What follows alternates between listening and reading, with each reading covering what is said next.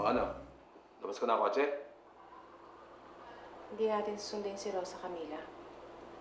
Nandun siya sa isang kumbento. Ayaw na raw umuwi.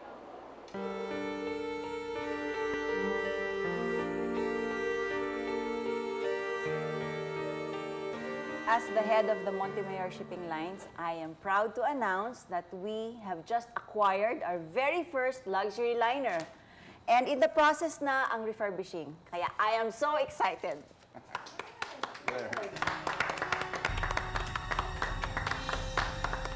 Wait a minute, that's it? You know, I expected something better than this. As head of the group of Montemayor companies, I expect a weekly reportage of expenses from you.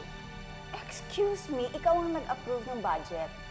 Yes, but that was before nalaman ko na second-hand pala yung barkong na-acquire ninyo. Information that was, by the way, withheld from me until after I signed the budget proposal. Sa liit ng budget na in-approve mo, talagang second-hand lang ang pwedeng bilhin. Buti nga nakakuha tayo ng maganda eh. Attorney Montemayor, I object to the implication of your statement. No such information was ever denied you. Well, all I had to do was ask for the necessary papers. Attorney Mijares, hindi ba alam na gawain ng kriminal ang mag-withhold ng information?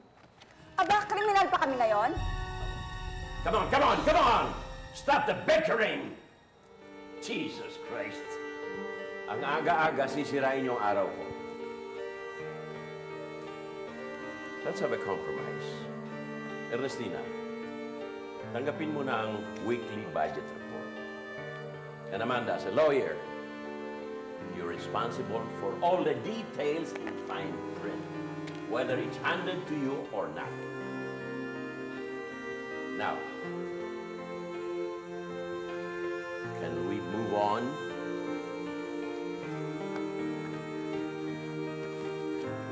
By the way, Alicia, alam mo ba si Rosa Camila? Nag-stand ba siya sa Hong Kong?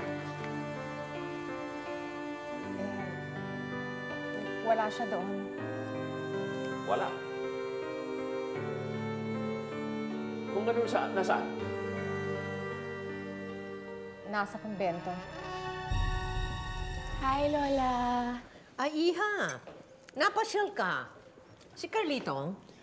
Eh, Iha. binaba na lang po niya ako. Kasi kasuin daw po muna niya yung pagsampa ng kaso kay Ethan. Oo, naku. Pwede naman sa ibang araw yon. Nag-honeymoon pa kayo, hindi ba? Eh, hayaan niyo na, Lola.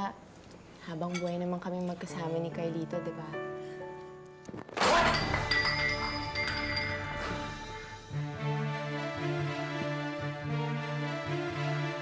Hindi ako makakapayag na magmadre si Rosa Camila dahil lamang sa unggoy na Carlito Valiente yan. How nice. Parang bida sa sopa. Ernestina, you keep your trap shut! I was just joking.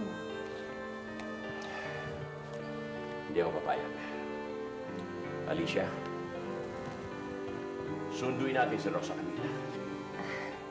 Leandro, naghahanap lang ng katahimikan yung anak mo.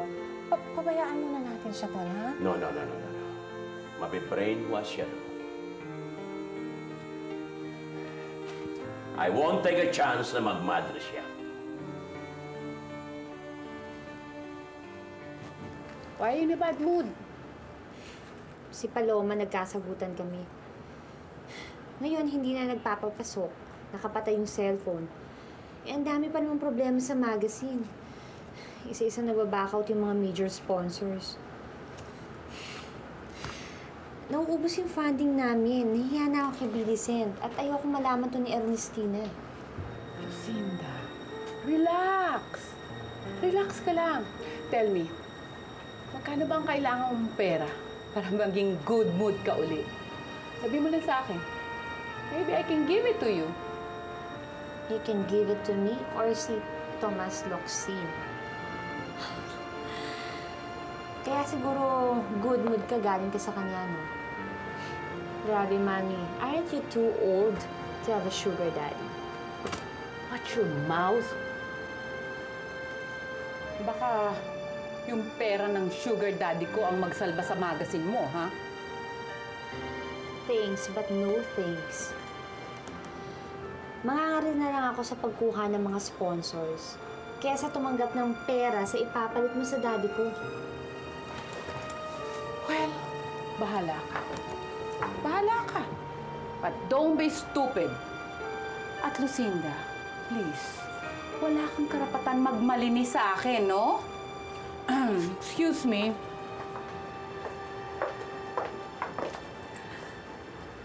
Am I right, Millicent?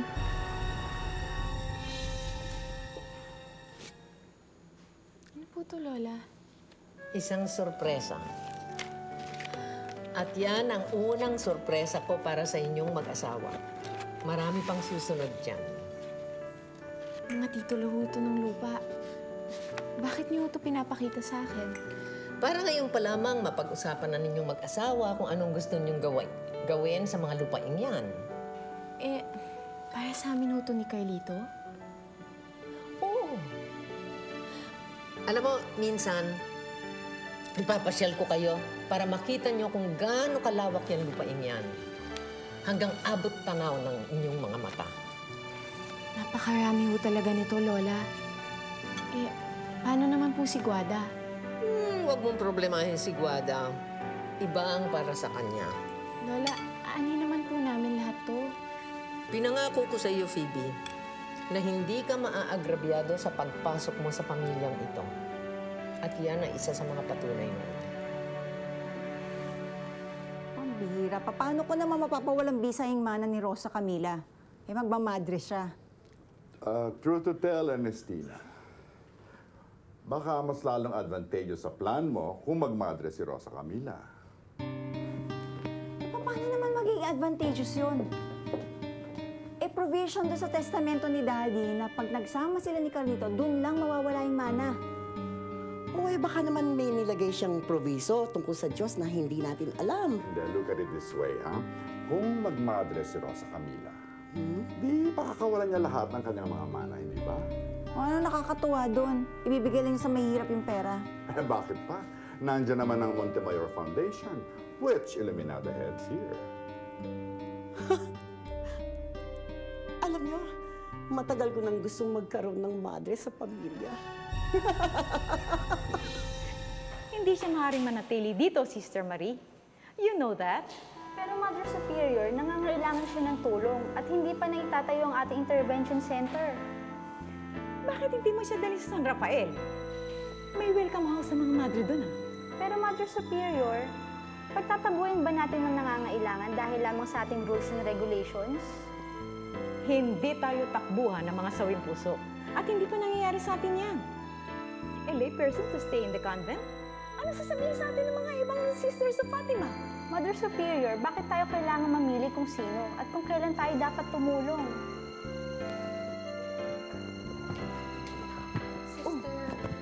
Mother Superior, parang awan niyo na po. Ano nangyayari sa'yo? Si Camila! Mother Superior, nawala siya ng malay! Ano sa Camila? Sa Camila! Ano nangyayari sa'yo, Iha? Doris, kailangan po kayo makausap. Saan ka na naman ang galing, Carlito? Iniwan mo si Phoebe bagong kasal kayo, ah. Ate Doris, kailangan ko tulong niyo. Tungkol saan? Alam niyo naman kung sino talaga mahal ko, di ba? At kahit ikasal kami ni Phoebe sa 10 simbahan, hindi magbabago yun. Doon ka na naman ang galing, ano? Carlito Valiente, kasal ka na, may asawa ka na, kaya tigil-tigilan mo na yung kay Rosa Camila. Hindi lang, kayo lang pong makakaintindi sa akin. Kayo lang makakatulong, please naman. Nakikiusap ako. Carlito, ano bang gusto mong gawin ko? Punta ko si Rosa Camila dahil hindi siya itatago sa'yo. At sabihin mo sa kanya mahalaga mga pag-usap namin. Carlito! Girl, may sasabihin ako sa'yo. Rosa Camila, ano nangyayari sa'yo, Iha? Mother Superior, parang awa niyo na po. Bigyan niyo naman po ako kahit onting panahon, kahit ilang araw lang po para manatili dito. Iha, hindi takbuhan ng kumbento ng mga problemang kamukha na sa'yo. Sister, bago po ako pumunta sa kumbentong to, ang bigat-bigat ng dinadala ko. Dito lang po ako nakakita ng katahimikan. Sister, parang awa niyo na po. Hayaan niyo na po akong manatili dito. Parang awa niyo na po. Lahat po ng material na bagay itatakwil ko. Parang awa niyo na po. Huwag niyo po akong paalisin dito.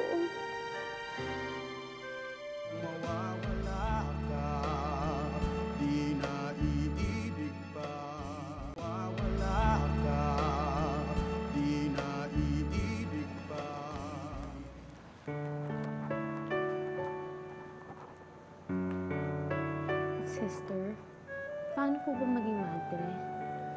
Iba-iba ang rules ng bawat order. Sa amin, mag-uumpisa ka as postulant for 1 year. Then you take the vows of chastity, poverty, and obedience for the service of the church. Then you become a novice. 6 na taon yun, bago ka ikasal totally sa Diyos. Paano niyo po malalaman kung gusto niyo talaga magmadre? It's a calling, Rosa Camila. Bata pa lang ako, alam ko nang gusto kong magsilbi sa Diyos. Hindi pa po pwedeng matuklasan mo na lang to sa sarili mo. Yung tipong pagkatapos ng lahat, bigla mo nilang marirealize na ito pala yung talagang gusto mong gawin. Mabuti na lang. Maraming pinagkakaabalahan si Leandro ngayon, no? Ano ba ang pinagkakabalaan niya? He must be very busy para makaligtaan ka niya. Alam mo, Tommy, Leandro is setting up a business for his favorite broken-hearted daughter. Actually, that business was supposed to be for me. You know that Broadcast Media Corporation? Ako talagang dapat dyan. But ever since you've been around, I've been... By the way, you know that company is still a secret, right? I know. Pero hindi pa sarado ang deal. No, not yet. Of course, they have a lot of problems and I don't care. I know what Leandro wants, Leandro will get.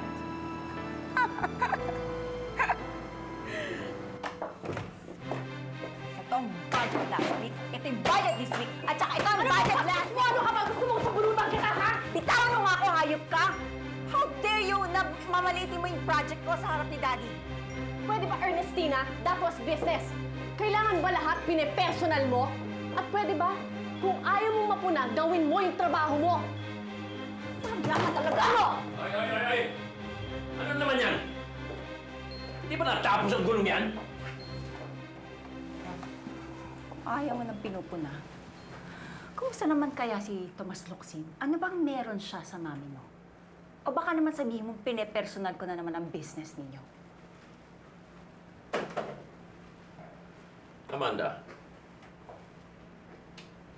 may business dealings ba mami mo with Tomas Locsin?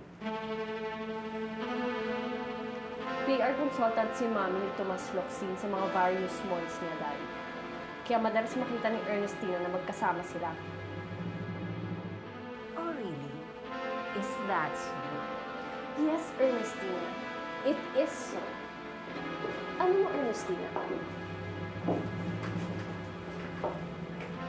Kung ako sa'yo, why don't you try straightening your hair? Suspecha ko sa sobrang pagpapakulot mo, nakukulot na rin ang utak mo.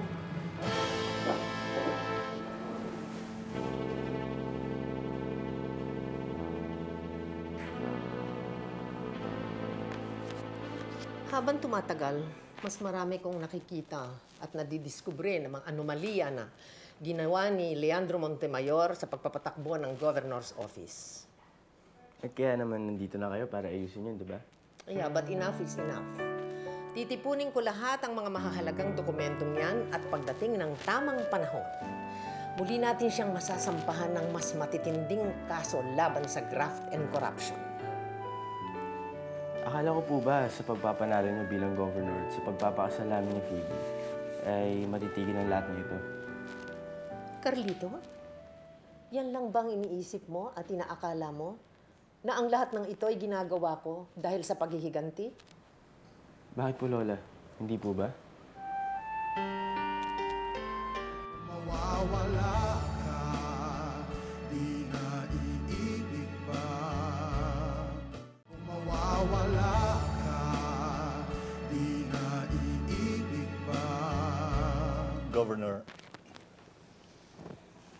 hiyang-hiya po ako sa inyo.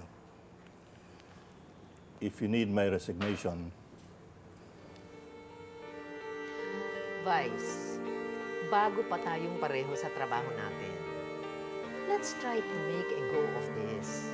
I still would like you to stay as my vice governor. alam ko iniisip ninyo. Hindi ako dapat na nasa harapan ninyo ngayon, kundi ang anak ko. Totoo yan. Pero ang simpatiya ko nasa iyo rin. Kasi sa totoo lang, kung ako ang nasa lugar mo, hindi ko alam kung anong gagawin ko. Governor Salgado, wag po kayong magagalit. May gusto pong kumausap sa inyo. Sino?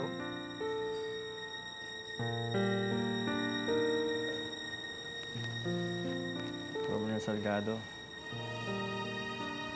patawarin niyo po ako. Kahit ano pong parusang bibigay niyo sa akin, tatanggapin ko. Pero para niyo na pong awa. Huwag niyo po akong ipakulong.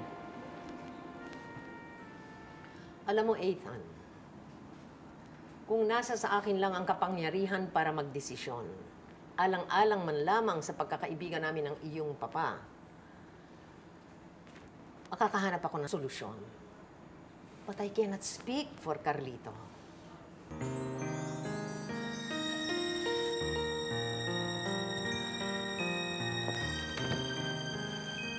Sa inyo na po ako humingi ng dispensa. Alam ko po malaking kasalanan nagawa ko.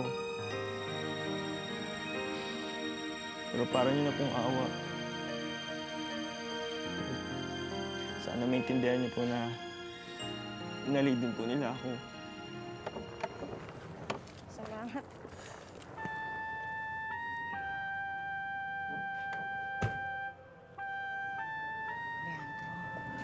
Nangako ka, pag ayaw niyang lumabas dito, hayaan mo siya. Yes, I gave my word.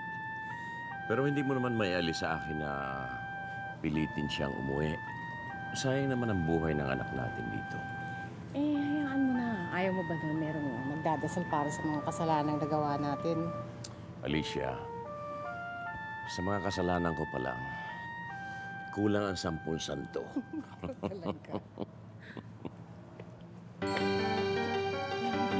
Leandro, bakit? Ano nangyayari sa'yo, Leandro? Wala ito. Nahihilo lang ako.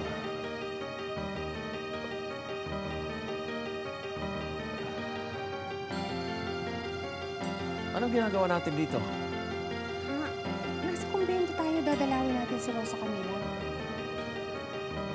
Rosa Camila? Sino yun? Huwag ka mag-alala, Ethan. Mapapag-usapan natin ito nila Carlito. Thank you, Governor. Tutuloy na kami. Sige, Vice. Tayo na.